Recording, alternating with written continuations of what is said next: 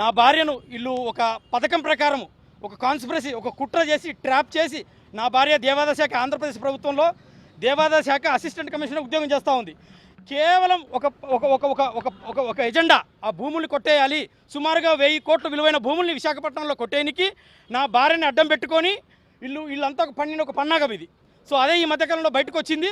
నేను ప్రభుత్వాన్ని, భారతదేశ ప్రభుత్వాన్ని లేకపోతే ఆంధ్ర ప్రభుత్వాన్ని, కోర్టులను అడిగేది ఒకటే, నాకు జరిగిన అన్యాయాన్ని ఆ DNA టెస్ట్ ద్వారా ఈ పుట్టిన బిడ్డకు తండ్రి ఎవరో DNA టెస్ట్ ద్వారా కనుక్కొని బిడ్డకు తండ్రి ఎవరో తెలుసుకొని, అదేవిధంగా నాకు ఇద్దరి మీద డౌట్ ఉంది. ఒకటి విజయసాయిరెడ్డి గారు పెద్దల సభలో కూర్చున్న ఆయన ఆధ్వర్యంలో జరిగినటువంటి కుట్ర ఇది. ఆయన దగ్గర పనిచేస్తున్నటువంటి పోతిరెడ్డి సుభాష్ రెడ్డి అనే వ్యక్తి గవర్నమెంట్ ప్లీడర్ మన హైకోర్ట్ ఆఫ్ ఆంధ్రప్రదేశ్ విజయవాడలో అమరావతిలో గవర్నమెంట్ ప్లీడర్గా పనిచేస్తున్నారు. Is a government pleader for revenue, భూములకు సంబంధించినటువంటి ప్రభుత్వ న్యాయవాది.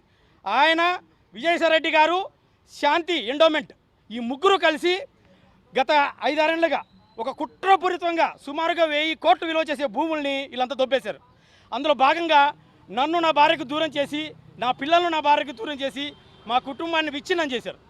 ఇక్కడ నుంచి రేపు రాష్ట్రపతి గారు ముర్ము గారిని, అదేవిధంగా లోక్సభ చైర్మన్ గారు ధన్ఖడ్ గారిని, వీళ్ళందరికీ కలిసి తప్పకుండా మా రిప్రజెంటేషన్ ఇస్తాము. మాకు జరిగిన అన్యాయాన్ని ప్రజల ముందుకు తీసుకొస్తాము. ఇవాళ తప్పు చేసిన ఇలా వదిలేస్తే 140 కోట్ల మందికి ఇది సిగ్గుచాటు. రాబోయే కాలంలో 5 కోట్లు 10 కోట్ల తెలుగు వాళ్ళు తలదించుకోవాలి.